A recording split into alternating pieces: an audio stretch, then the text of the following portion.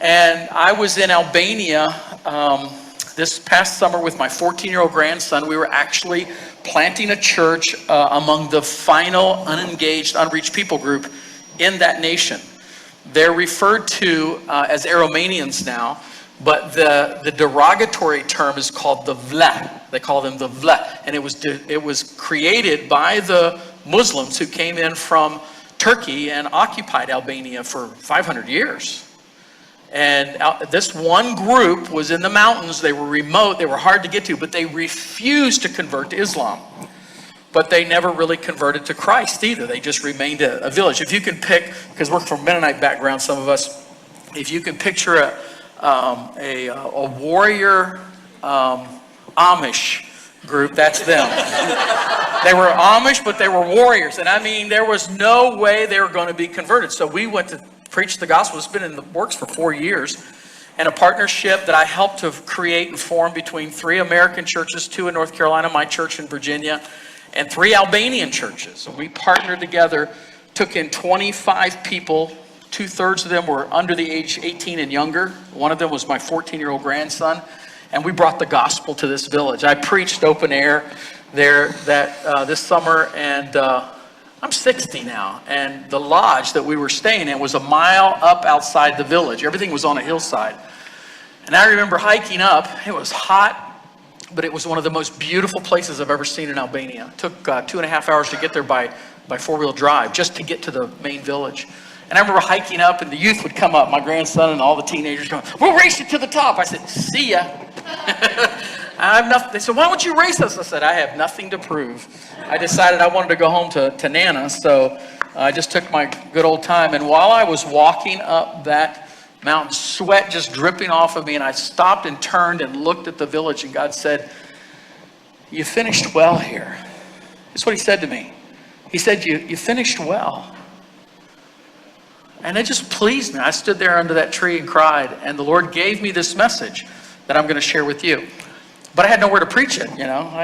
I tested it with some young people while I was up there, but I had nowhere to preach it. And it wasn't until I got back that Bobby called and you invited me to come. And I have a crazy travel schedule this fall. I just got back from the Middle East. I'm traveling all over the country, different churches, mobilize them for missions. I head back to India. We're helping to partner with a church that's rescuing girls that have been sex trafficked by their own families for 200 years. We're working with a ministry there, and then I'll go back to the Middle East. It's just been crazy. So when Bobby asked me to come, immediately in my spirit, I thought, oh, I want to do that. When? And I thought, so I'm flipping through my calendar, and I thought, it's probably not going to happen. You know how your head's already spinning. All of a sudden, it was like, oh, it's open. It's open. I can do that. And I already knew from the moment I hung up the phone, I knew that that message God had given me in the mountains of Albania, reaching the last unreached people group, was for you. And it's basically about finishing well. So if you guys have the video, I want to show you a clip, and it'll kind of set the parameters for what I want to talk about.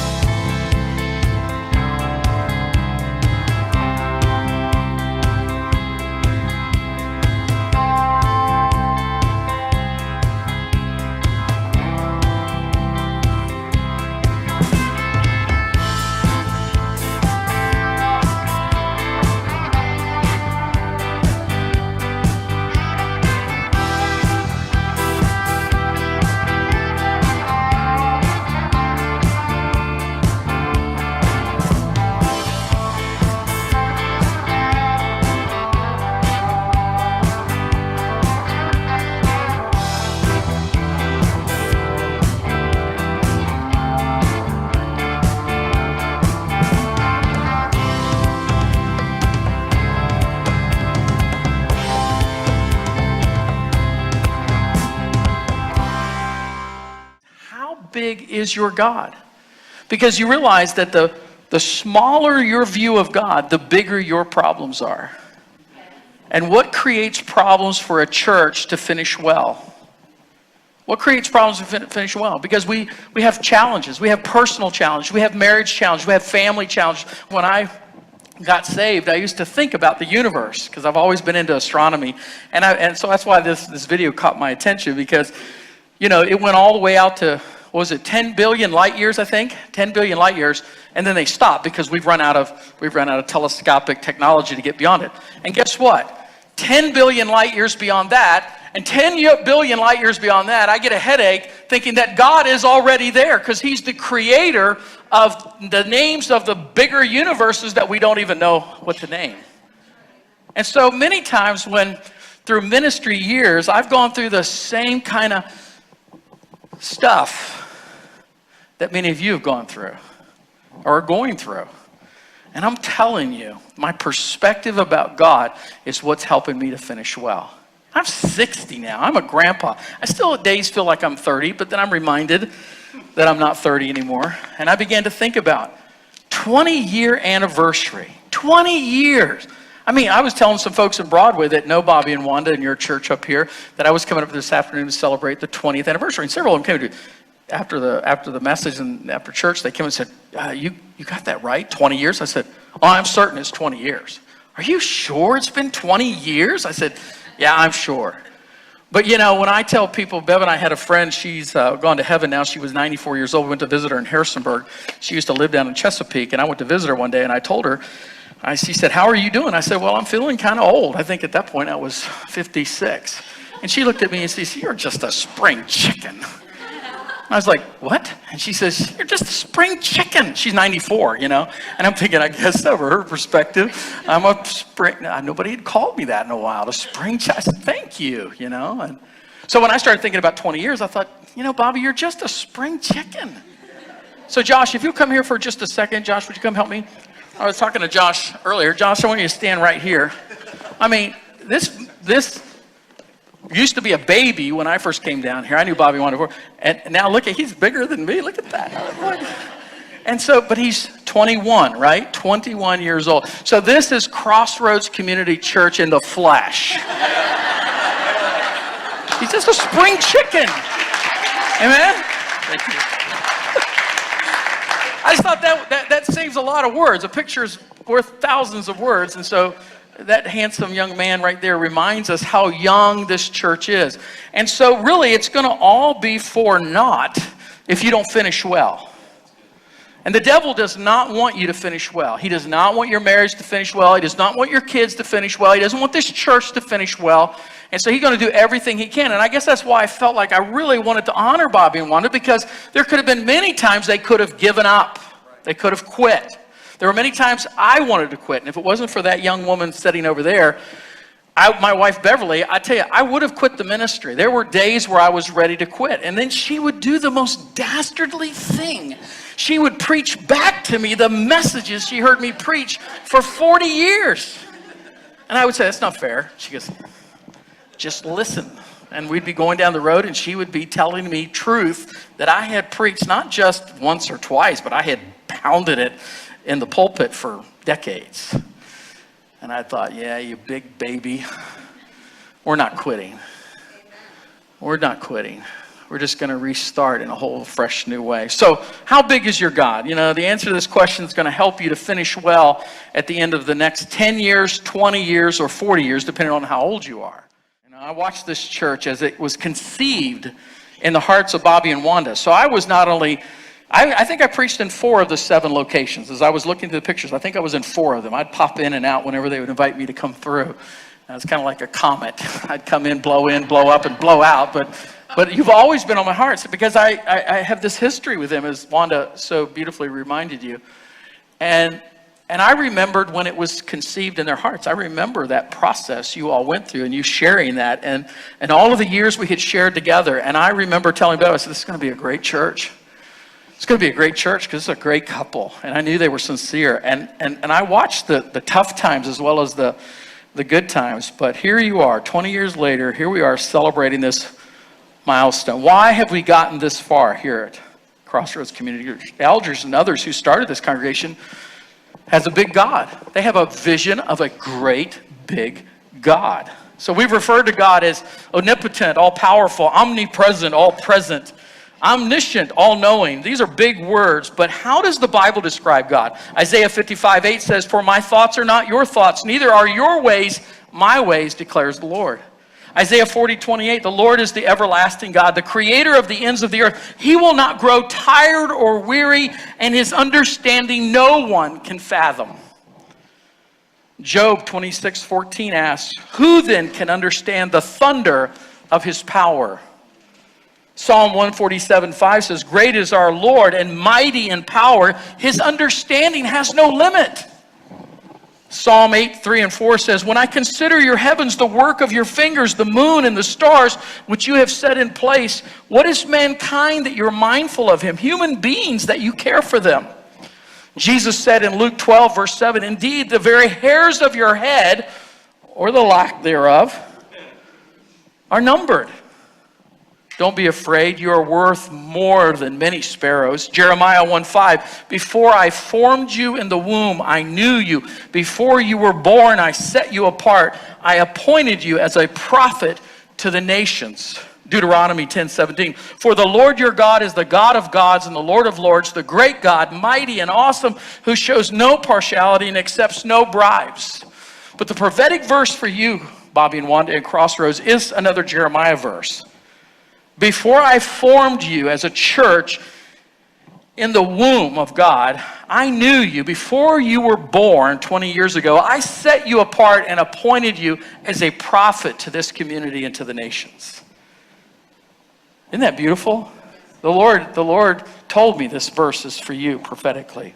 Jeremiah 1:5. A.W. Tozer, some of you may have heard of him, once said, "Because God knows all things perfectly, he knows no thing better than any other thing, but all things equally well. He never discovers anything. He is never surprised, and he's never amazed." So everyone has an idea about God.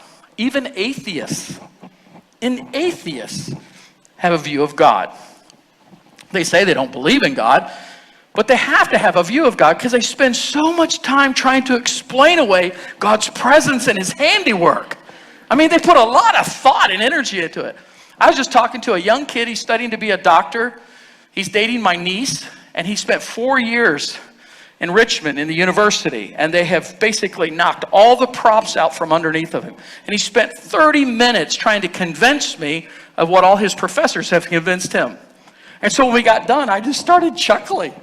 He goes, "Why are you laughing?" I said, "This is great." Because he was saying in his little speech to me, I would be afraid. People are afraid to talk to him because he's so intelligent and he's so brilliant, he's so bright that nobody wants to talk to him. I said, "I long to talk to you." We don't have time to do it all today because he listed like 25 chapters that we need to work through. I said, "But please, let's set up some time to get together. And I'll give you some homework if you really are serious." "Are you serious about this conversation?" Because, "Well, I don't want you to be ashamed of me." "Oh, I'm not ashamed. I'm excited. Because when you come back, boy, you're going to be amazing." He didn't know what to say, so we went out and ate Mexican food. I love talking to people who think they're atheists. I really do. I mean, one of my classics, my wife has heard me say this many times, but I was talking about the fact that you just have to have faith. I knew what he was going to say. He says, "I don't believe in faith." I said, "Yeah, you do." "No, I don't believe in faith." "Yeah, you do. Everybody has faith." "No, I don't." I said, "You ever been in a big building?" "Yeah." "How big?" "How many floors?" "Oh, about 70 floors. He'd been in a building 70 floors. I said, "Oh, really?" I said, "You put your faith in the guy who designed the cable and hooked it up to that little box and took you up 700 feet. You had to, or you'd have never gotten in that box." So we went and had this little discussion about, because you can't see God, you can't believe in him. So I was going to get to the handiworks and Psalms and all that, but I said, let me just use a real simple illustration. African-American pastor taught me this many years ago.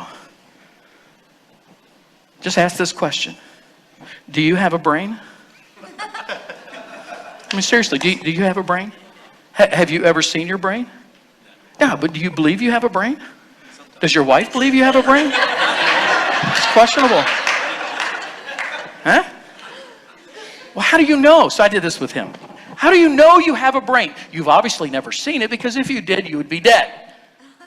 And you wouldn't be able to see it because you'd already be dead by the time you look. It's really a problem. How do you believe that you have a... Because I've read books, and I've seen drawings and pictures of other people's brains. So I know, based on that conclusion, I know where you're going with this. That's what he said. As the next talk, we'll have another talk. I love this because atheists, they believe in God too. I mean, they think about God too, and even though they say they don't believe in him. Why? Because God's everywhere. He leaves his imprint everywhere on everything. You can see his handiwork right here in Winchester. Today, I was so moved by that video. Nathan, thank you so much. That was done so well. I mean, and you got to put that up on your website. I think everybody needs to see that thing, because that is an amazing story of God and what God has done through his people here. You can sense it. You can smell it. From the first time I came to a Crossroads service, I remember I could smell God. I can sense him. I have this way, I guess because I've been to 130 countries. I get off the place, I sense all kinds of weird things in different places. I'm telling you, there's a lot of weird stuff around the world. But it's helped me to hone my senses about when God's somewhere. And God is with you. I mean, even when we were doing the oldie but goodies, man, God was in that. That was amazing. Some of the young people were probably shaking their head going, really? That was... But us here on the front row, we were loving it, man. Yeah, he's good. Yeah, he's everywhere. His imprint is everywhere. You can see his handiwork here. G.K. Chesterton said this: how much happier would you be? How much more of you there would be if a hammer of a higher God could smash your small cosmos or your small world? You see, that's what challenges are supposed to do. Challenges are supposed to be used by God to smash the world that you've created that limits you to the reality of God. I mean, you got to be an old guy to kind of get that perspective, because I've been through some stuff, man. And I don't have time to get into it. Bobby and Wanda know most of it. But I've been through some stuff, and I'm at a place now I'm really saying, come on. I mean, this year alone, Bev and I, this was our year of really getting ahead financially. And one of our rental properties, a septic system went completely out. I don't know if you've ever had that problem, but it is a mess, no pun intended. It's a stinky mess. And then we came home from a couple days vacation, and we got back, and Bev found a little mark on a wall that I pulled the stove out. Turned out to be one of our drain pipes had a leak in it because the guys that had built our house 11 years ago drilled the cabinets into the drain pipe. Yeah, it was a real mess. And then just before we came up here, we had to do like $1,700 work on our car because life is maintenance. But you know what? I just embrace challenges because I go, God, that doesn't surprise you, so why should I get upset about it? And so again, it reminds me, what are you going to do, God? And God's done some amazing things this year to protect us and to help us get through it. They're challenges, though, they're challenges. And so many times what we tend to do if we're immature and limited in our perspective of God is we say that challenges mean God is not with us. And it really means the opposite. It means God is with you and he's using the challenges to smash your little bit image of who God is so you can break out and see who he really is. Isn't that beautiful? That's what I love about him. See, I told you in Albania I had nowhere to preach this. Now it's finally out. I'm supposed to be done about 5. Is that what he said? Did you say 5? Oh, I won't be long. Just give me a moment here just to express myself. I've been reading one of my favorite authors, Pastor Mark Batterson. I don't know if anybody here has heard of him. He's written a number of books, but 2 of my favorites that I'm reading and rereading is In the Pit with a Lion on a Snowy Day, and then its sequel, The Lion Chaser. And I guess Mark and I think a lot alike, but he's much more brilliant than me. But these 2 books are based on a biblical champion named Benaiah and a small passage of scripture found in 2 Samuel 23, verse 20 to 23. It goes like this: Benaiah, the son of Jehoiada, a valiant fighter from Kabzeel, performed great exploits. He struck down Moab's 2 mightiest warriors. He also went down into a pit on a snowy day and killed a lion. And he struck down a huge Egyptian. Although the Egyptian had a spear in his hand, Benaiah went against him with a club. He snatched the spear from the Egyptian's hand and killed him with his own spear. Such were the exploits of Benaiah, son of Jehoiada. He too was as famous as the three mighty warriors. He was held in great honor than any of the 30, but he was not included among the three. And David put him in charge of his bodyguard. I mean, who else would you put in charge of your bodyguard if you're a king than a guy who chases a lion down in a pit on a snowy day? I mean, I don't know about you, but if I encountered a real lion in the wild, there's only a 3-letter word that would come to my mind. Run! As fast as possible in the opposite direction. No, he chases him down into the pit and he kills him. Yeah, Ben's the bodyguard of, and kind of like the king he served, David. And like David, he had his own encounters not only with lions but giants, and he slayed them all. I love these heroes of the Bible because they're overcomers. They overcome their challenges and they finish well. And that's one of my prayers for my life, and one of my prayers for you today in this church as you celebrate 20 years of faithful ministry. Keep this in mind. Not only celebrate how you started, but more importantly, celebrate the call to finish well. Who doesn't like heroes like Ben and David, men who slay the beast in their lives? Come on, I'm becoming an old man, and I have come to the conclusion that life itself is a beast at times. Amen? I mean, it's a beast. Seems like you no sooner get your breath and then something else comes. And you no sooner get your breath and you come out of a service like this and you're charged up. What a great day, what a great song. And then something comes and it tries to rob you of all the joy that God just bestowed upon you. Many people I serve with around the world, they think that life is easy if you live here in America. But I try to explain to them, we have our challenges here just like everyone else does in the world.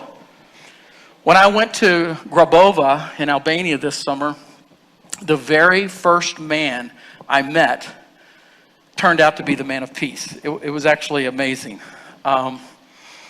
We got there. We had been in the Land Rover now, been in 4-wheel drives for, we had flown for 24 hours, we had a brief break, we met everybody, we got on the thing, drove for 2.5 hours, and when we got to the place, I saw the drivers that we had hired, they just started dumping all of our stuff, our equipment, everything we had brought for 25 people right there in the mud. And people were coming to me going, hey, what's going on, Sam? What's happening here? And I'm like, hey, I don't know. Ask them. They don't speak English. I said, well, welcome to the mission field. And so they kept wanting me to answer the question. I said, you see that bald-headed man over there, that handsome bald-headed man? He's the pastor of one of the churches. He was the guy that we had said, you're the leader. He's the leader. I said, go ask him.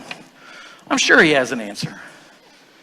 Well, he didn't know either. But all we realized was, after a little bit of discussion, that those guys made a deal with the guy who was in charge to bring us up to the mountain into this village, to bring us to the village. But the road to the hotel, they call it a hotel. It's more like a lodge or maybe a stable.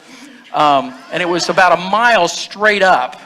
And the rocks were huge. And they were like, we are not taking our 4-wheel drives up that so-called road. So that was the deal. And so they were done. And I was like, I didn't have any part in that negotiation. And before I could even say Albania, it was over. Stuff was right there. So people were not happy. So I said, pick up as much as you can and let's start hauling it up. So we started hauling up. Well, all of a sudden, the paradise, the vision, the dream of being missionaries, it changed rather rapidly, Attitudes started going all over the place, So in the midst of all that, we're helping to, as pastors, we try to manage people's expectations, And this guy walks up to me, very humble guy. I wish I had given you the picture, like you see it. Very humble guy, small guy, older guy, about my age, maybe about my age. And we started talking through a translator, and his name is George, and my name is Sam, and all of a sudden we're having this great conversation. Just conversation, no much. Long story short, turns out he just happened to be coming through the square when they dumped all our stuff in the mud, and he was watching all the dynamic.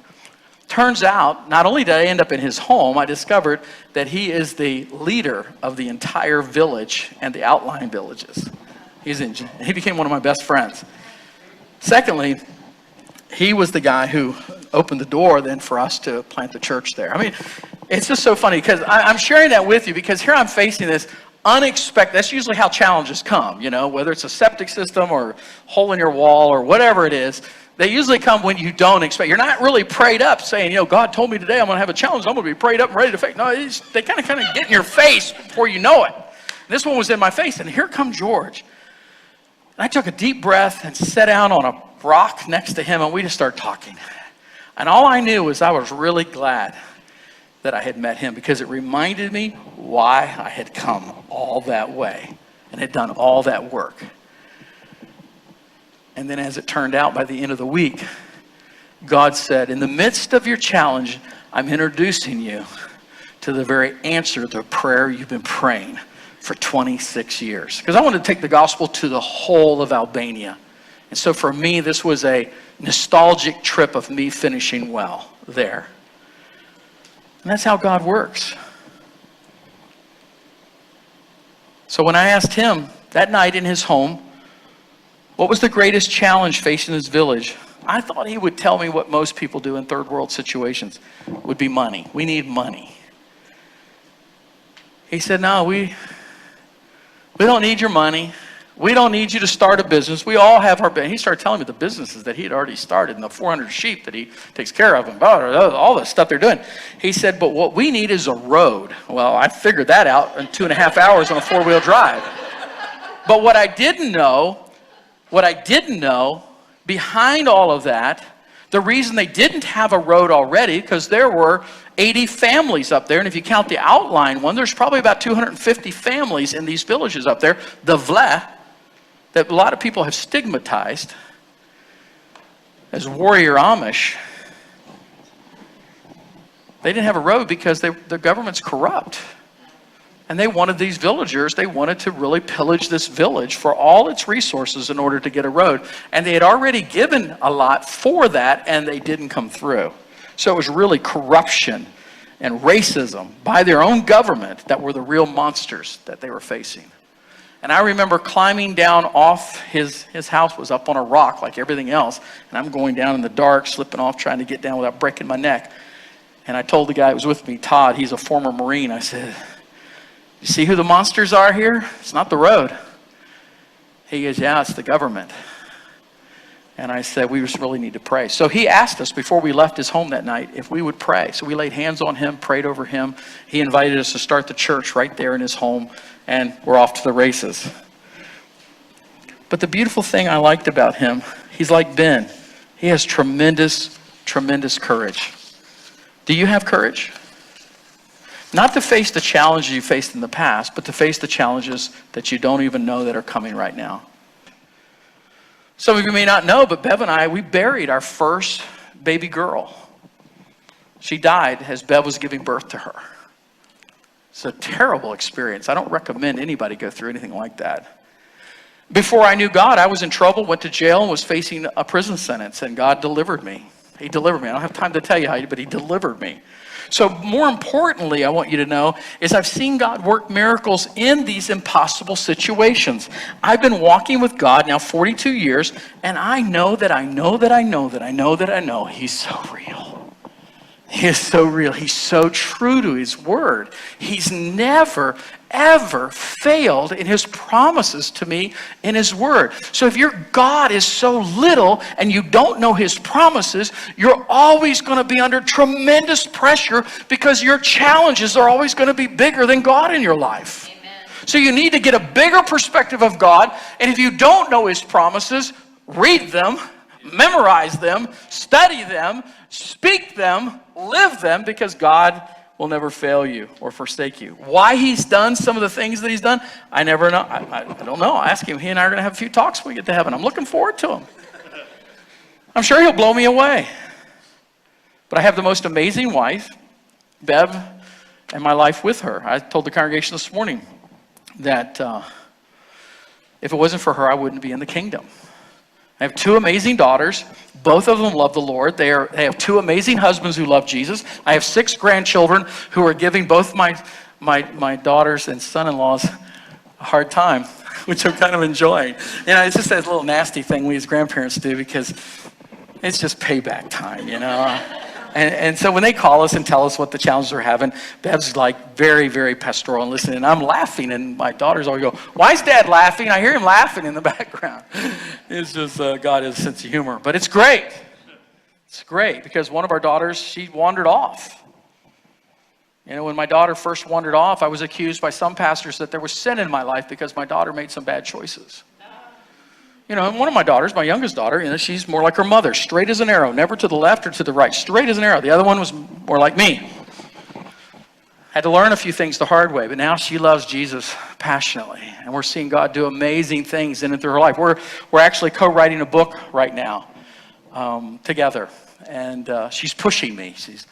She's ready to get this thing finished, and it's basically a prodigal story from the perspective of a dad and the daughter who was the prodigal. She wants us to help families who are going through the same kind of challenges.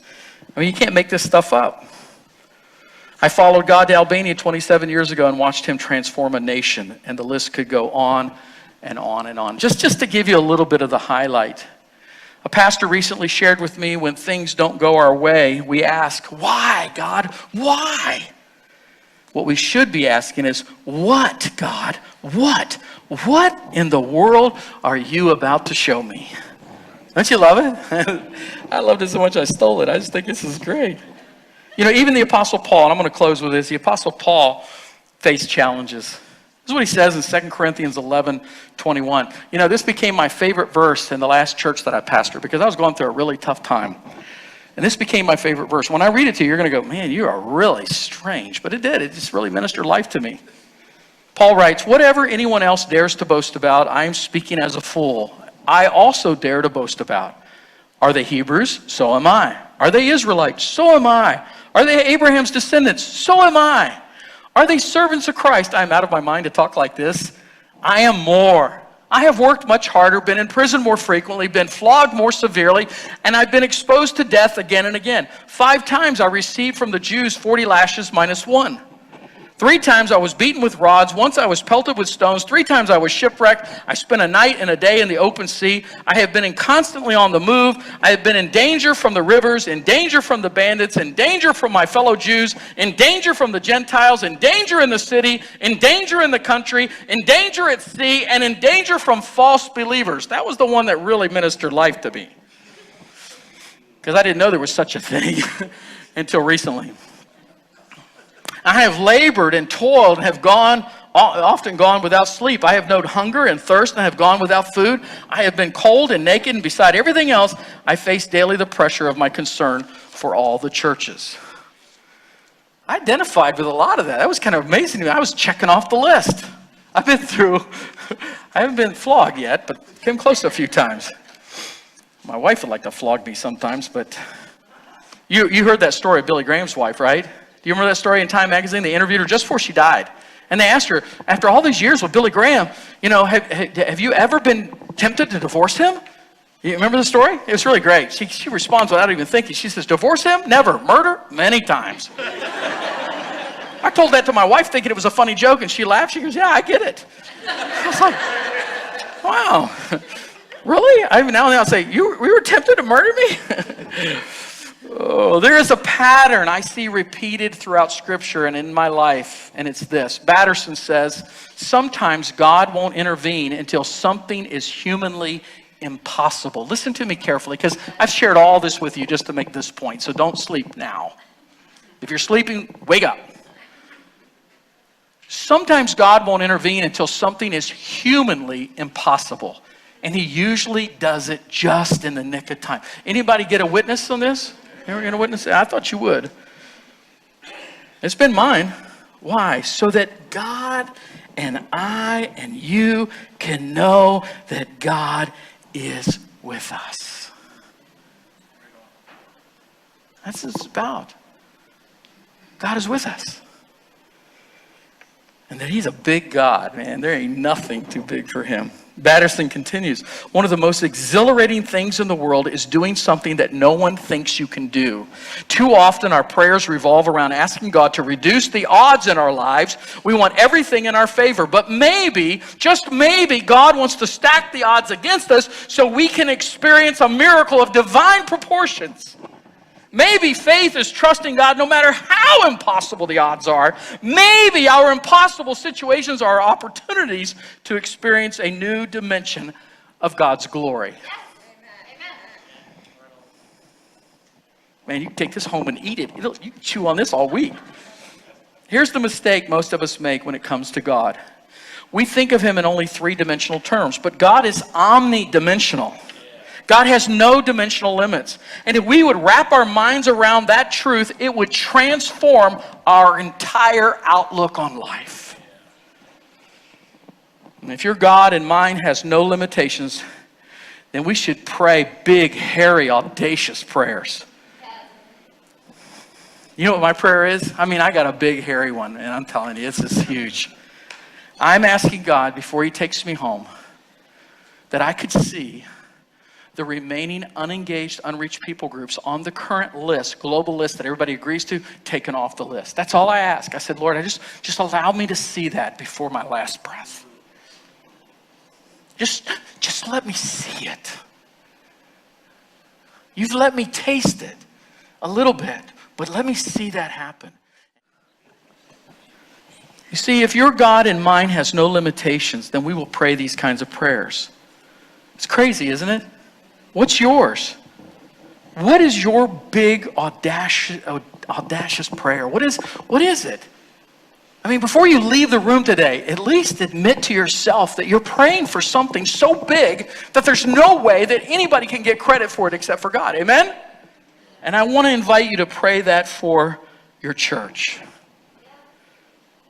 What are you believing God for in your life, in your marriage, in your family, this church, this city, your world? This is crazy praying. I should have just called this, that finishing well sounds so good, but it should have just been crazy praying. It's huge praying. And given the history, it would take huge miracles. And the only one I know who can answer these kinds of prayers is God, is a huge God. So I was really touched today when I was listening to all the information and reminders of what God has done in this church, was what God did during those 21 days of fasting and prayer. And the pictures I saw with people just more than you could count in this auditorium. And I thought, yeah, God, that's really what it comes down to. So I'm just going to leave you with this. Do it again. Do it again. And again. And again. And don't quit.